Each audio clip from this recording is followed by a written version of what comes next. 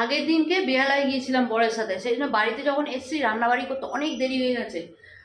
চাও করেছিলাম তাড়াহুড়োর মধ্যে, তা খেতে খেতে বেড়ে গিয়েছিল 11:15, সেই জন্য আজকে আর সেই ভুল করিনি। বর এসে এখানে বসে রয়েছে, তাকে চা আর হালকা টিফিন দিয়ে দিয়েছি। আর এখানে আমি হচ্ছে রাতে রান্নার জোগাড়টা একদম সেরে দিয়ে যাচ্ছি। আজকে করব হচ্ছে ডাল ভরা পরোটা, লুচি করব না। এখানে ছোলার ডালকে একটু ভাপিয়ে নিচ্ছি লঙ্কা দিয়ে, তার সাথে একটু নুন, আদা কুচি আর দেবো ভাজা মশলা গুঁড়ো। হ্যাঁ, ময়দাটা একটু মেখে রাখো তবে সুবিধা হবে। এই যে ভাজা মশলা গুঁড়ো, এবার এটাকে হাত দিয়ে চটকাবো।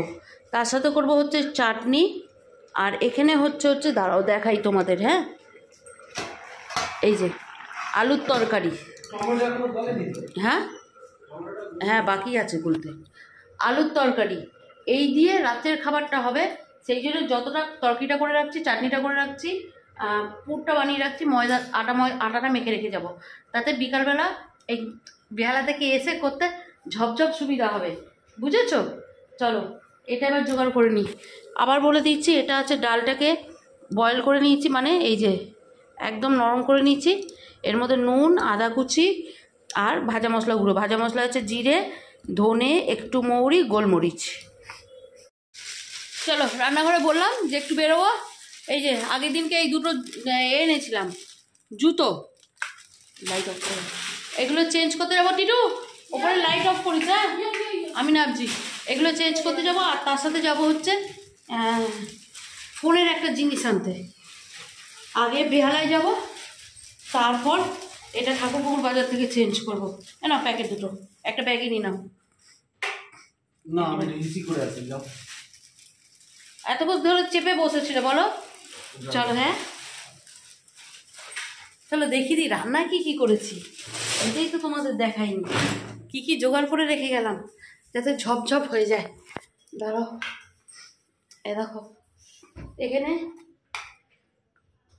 টমেটো চাটনি কিশমিশ টিশমিশ দিয়ে করেছি, খাওয়ার সময় আবার দেখাবো। এখানে আলুর তরকারি ঝালঝাল করে করেছি। এখানে ডালের পুরটা বানিয়ে রেখেছি, বুঝেছো? আজকে আর কোনো কিছু করলে ভুল করলে চলবে না। কালকে খেতে খেতে 11:15 হয়েছিল, বাচ্চাগুলোর খুব খিদে পেয়েছিল। আর এখানে এই যে আটা মেখে রেডি আছে। এখানে কড়াতে বেলার জন্য তেল রেডি করে নিয়েছি, ফ্রাইং প্যান চড়িয়ে রেখেছি। এসে শুধু জ্বালবো আর ভাজবো, যাতে কোনো রকম লেট না হয়। বুঝতে পারলাম? চলো হ্যাঁ, লাইটগুলো আগে অফ করি। 10 ইঞ্চি রিংটা দেখা। কতটা নিচ্ছ? 10 ইঞ্চি। অনেক বড় হয়ে যাবে। 10 ইঞ্চি নিয়ে 10 ইঞ্চি বেশি বড় হবে না, 10 ইঞ্চি মানে এইটুকু হবে। চলো এখন এসছি বেহালায়, আরো জোরে দে যাতে আমার আওয়াজ গান পুরো ঢুকে যায়। এখন এসছি বেহালায় হচ্ছে একটা রিং লাইট নিতে। রিং লাইট ওই হাতের চৌকোগুলো হবে না, যেগুলো হাতে ধরে ইউজ করা যায়, কোথাও নিয়েও যাওয়া যায়। গোলটা চাইছিলাম না, বুঝতে পারলেন? হ্যাঁ, চৌকোগুলো যেগুলো ইউজ করা যায়। না না 10 ইঞ্চি তো হবে না, বার করো না, দাঁড়াটা বার করো না, দেখি না মাপটা দেখি,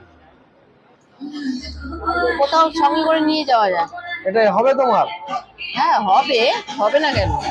আর একটু বড় লাগবে না? না আর একটু বড় লাগবে, কিন্তু রাইট চৌকোটা বেটার হতো। না না এরপরে কোন সাইজ? এরপর 14টা দেখান। 14টা মানে একটু 14টা হলে ঠিক হয়। দুটো তিনটে কাজ হাতে নিয়ে এসেছি। জুতোগুলো চেঞ্জ করবো, জুতোর দোকান 9:30টার মধ্যে বন্ধ হয়ে যাবে। দেখো যখনই কথা বলতে যাচ্ছ কানের মধ্যে গান বাজাচ্ছে। 9:30টার মধ্যে জুতোর দোকান বন্ধ হয়ে যাবে। এখান থেকে রিং লাইন দেবো, তারপর জুতোর দোকানে যাবো। জেনে শুনে ছোট জুতো নিয়ে এসেছি। গোলটা ভালো, কিন্তু আমার চৌকোটা হলে বেটার হয়, কোথাও যাওয়ার জন্য নিয়ে যাওয়া যায়। আরে সেটা অন্য জিনিস, সব বিষয় কথা বলো না তো তুমি। আমি বলবো কথা। ভীষণ কোনটা কি আছে? ওটা মাইক আছে। ও পেছনে এই যে এই গ্লাস কভারটা ওখানে লাগানো রয়েছে, ভীষণ ভাবে চলছে। ও ডাইরেক্ট ইলেকট্রিক? এটা না না না, আমাকে কোথাও ক্যারি করতে হবে, যেমন হচ্ছে ট্রেনে বা প্লেনে ক্যারি করতে হবে আমাকে। হ্যাঁ, ক্যারি তো করতে পারবে না। ক্যারি করতে পারো, জ্বালাতে পারবো না তো। জ্বালাতে পারবো না তো। আমি যদি ট্রেনে যাই আমি কি করে জ্বালাবো রাত্রে কাজ করার জন্য, তাই না? চলো পাচ্ছি না।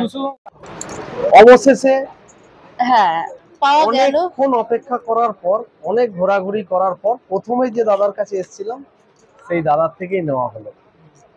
ঠিক আছে, লাইটটা আমার স্পটলাইট হিসেবে ইউজ হবে।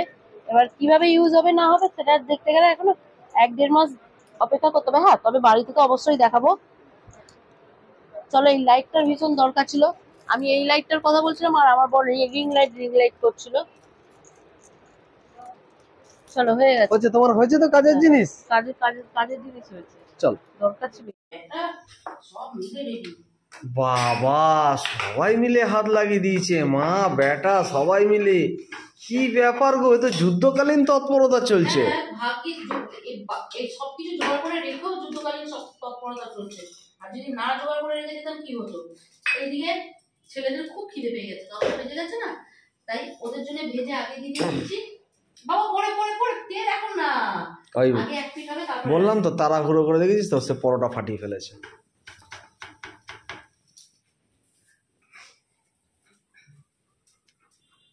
এই লোকটার মুখে কিন্তু আমি সত্যি বলছি গরম খুন্তি একদিন চেপে ধরবো, দেখিস তুই। ঠিক আছে, ছেলে ওখানে আমি ভেজে দিয়েছিলাম, ছেলেগুলো আমি একটু উল্টো পাল্টাই করি। আজকাল আমার ছেলেগুলো খুব রান্নার দিকে সব জেগেছে, কেন জানি না। কি করবে, সারাদিন ঘরের মধ্যে আছে তো। দেখেছো, তুমি আমার পেছনে লাগো, আমার সাথে করো, তুমি ছেলেদের সাথে করো না। আমি কিন্তু তোমাকে ওয়ার্ন করে দিলাম, ঠিক আছে? ছেলেদের পেছনে লাগো না।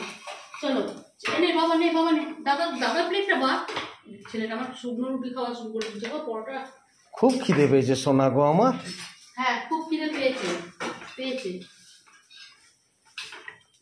বাবা তরকারি নেই। দাও ওদেরকে দিয়ে দাও। হ্যাঁ, তোরা দুটো করে নিয়ে যা, তারপর ভেজে দিচ্ছি। হ্যাঁ, ছেলেদের খাওয়া দাওয়া হয়ে গেছে, শুধু এবার আমরা বসবো। ছেলে মানে 3 ছেলেরই খাওয়া দাওয়া কমপ্লিট। হ্যাঁ, ওরই, আমার বড় ছেলে, ছোট ছেলে। দেখিয়ে দে একবার বাচ্চা কি করছে।